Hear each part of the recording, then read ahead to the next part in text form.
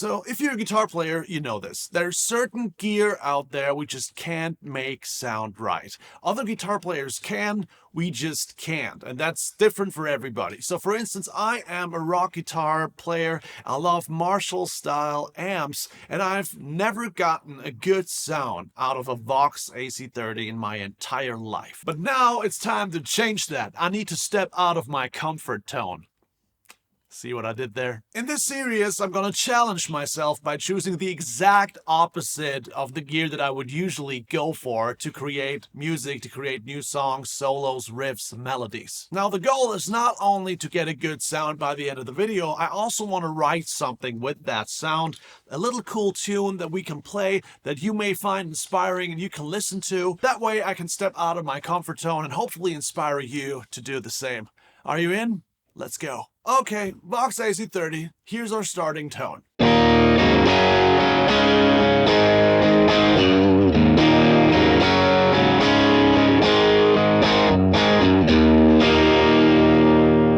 Now, what do we have here? We have a super accurate amp model of a Vox AC30 top boost that I'm using in my Fractal FM9 right in front of me. Now, whether or not this is a top boost or not doesn't really matter. We're just focusing here to get this to sound as good as humanly possible, right? And as far as I can tell from the first couple chords, we have a long way to go, because what I'm hearing is this.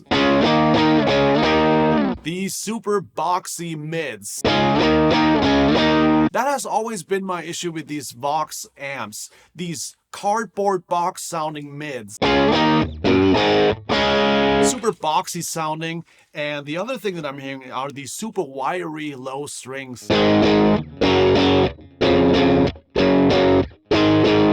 Also something that I don't enjoy as much, and I usually successfully dial out of my tones. Now, as you can see on the interface of the Fractal, we only have a gain knob, bass, treble, and a high cut, so we can't really dial out the mids that I was talking about.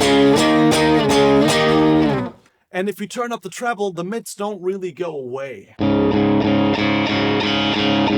They just stay and the sound gets more and more bright. So what I'm going to do is I'm using a parametric EQ after the amp, and I'm gonna dial out a couple of mid frequencies here. So what I'm hearing is this is probably around 750, and I'm gonna dial out maybe 3 dB with a sharper Q and do the exact same thing. I think I'm hearing something at like 400 hertz or something, and I do the exact same thing real quick, something like this.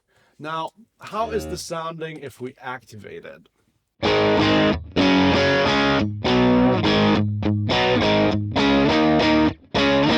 Sounds a lot better. Here is it without the EQ. All these boxy mids that I don't like. But with the EQ, much better.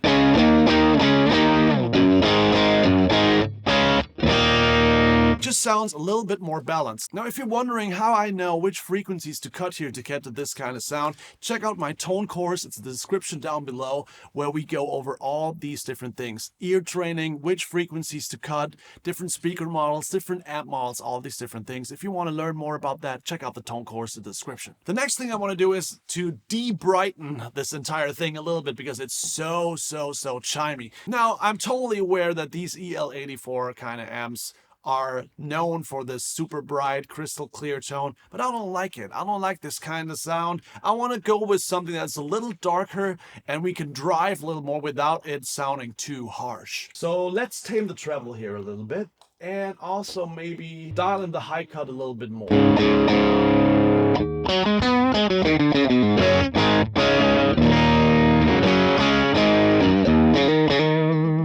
Much better already. Now we're getting in the zone where I can kind of live with that tone. But as you can hear, we're still super clean, and I want to go for something that is a little bit more overdriven, so let's increase the gain.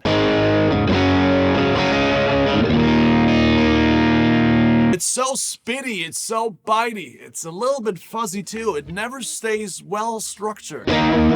What's happening, guys? This is tough for me, I'm telling you. Why is it so hard to make this sound good?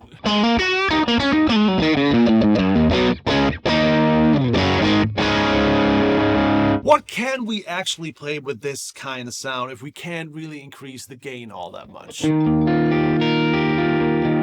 Chords are probably a good idea. That sounded really nice.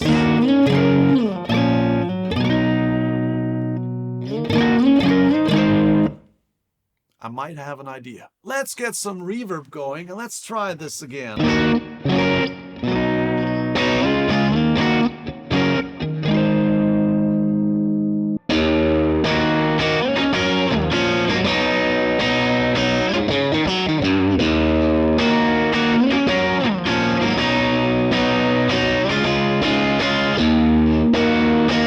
I guess we have something. I want to use this sound as it is, and I want to play the strengths of the AC30, keep the chiminess going, and play something indie rockish like this.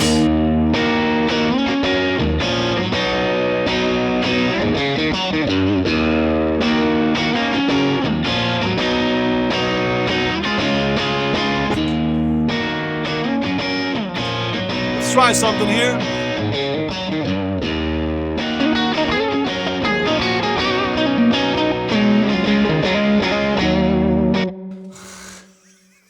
Sounds so bad. The Vox AC30 is breaking me, guys. Why is it? It has no sustain whatsoever. It doesn't really hold the notes when I'm soloing. The vibrato sounds super weak. What are we doing? This is only episode 1 of Out of My Comfort Tone, and I'm already struggling massively. The riff is fine, but now we need a little bit more gain, so let's try gain from a pedal in front of the amp. Maybe that does the trick. I guess we're gonna go with the tube screamer. That always works, right?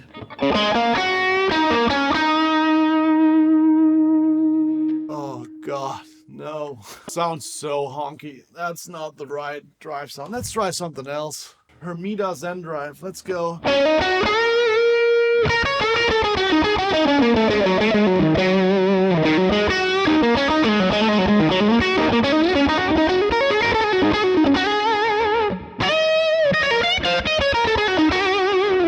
It's better, but it's still not great, I feel like. Man, I wonder which drive pedals actually work well with an AC30. I guess I need to ask the internet here. Come on, Reddit, don't let me down now. Noble's ODR. Okay, let's try this. Here's a Noble's ODR.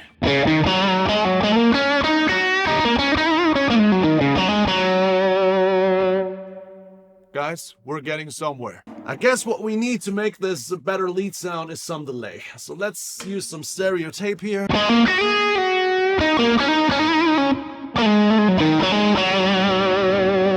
Okay, I guess that's the best we can do. So let's try it with the riff.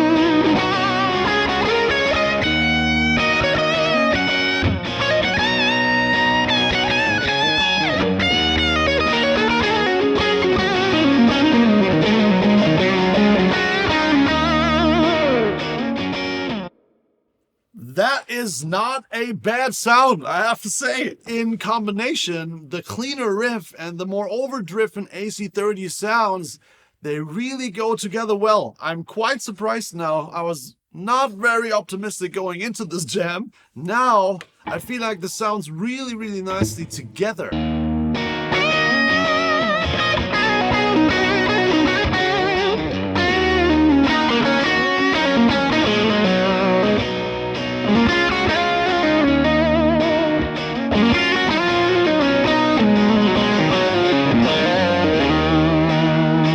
Like I said, surprisingly, really, really nice now that you hear both these tracks together, and the sound itself,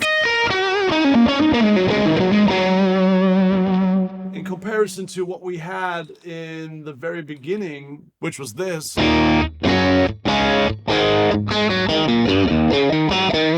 boxy mids and all that. Again, this is our solo sound now.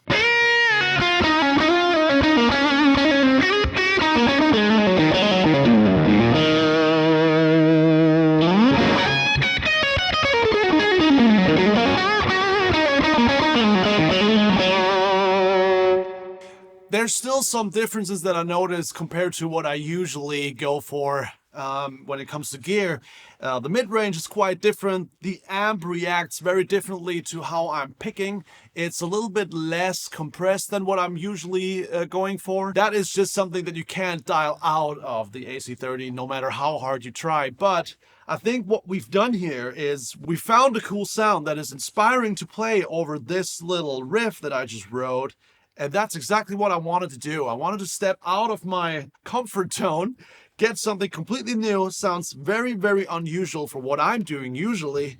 And it still is inspiring to play over this riff. Totally different style of music. Sounds more like a early 2000 indie kind of song that I'm soloing over.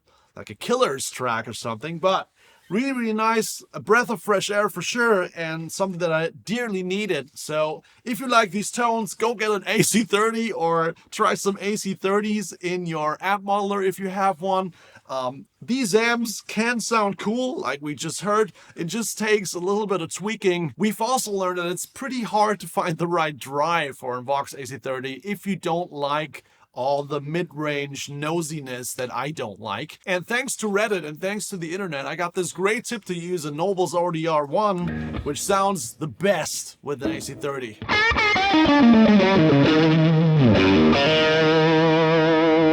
This definitely made me miss my usual rig, but I also learned quite a lot in the last 30 minutes about how to work with a Vox AC30. I hope you liked this video, I hope you learned something today, and I hope you enjoy further episodes of Out of My Comfort Tone. This is only episode 1. We're only getting started. And if you like this channel, subscribe, click the bell icon. It definitely helps out the channel. Check out my guitar course in the description down below. And I also have affiliate links in the description for all the stuff that I'm using. So if you want to do that, if you want to buy something, do that. It doesn't cost you any more, but it helps out the channel because I'm getting a small commission off of every purchase. I have been Joey, and I'll see you in the next.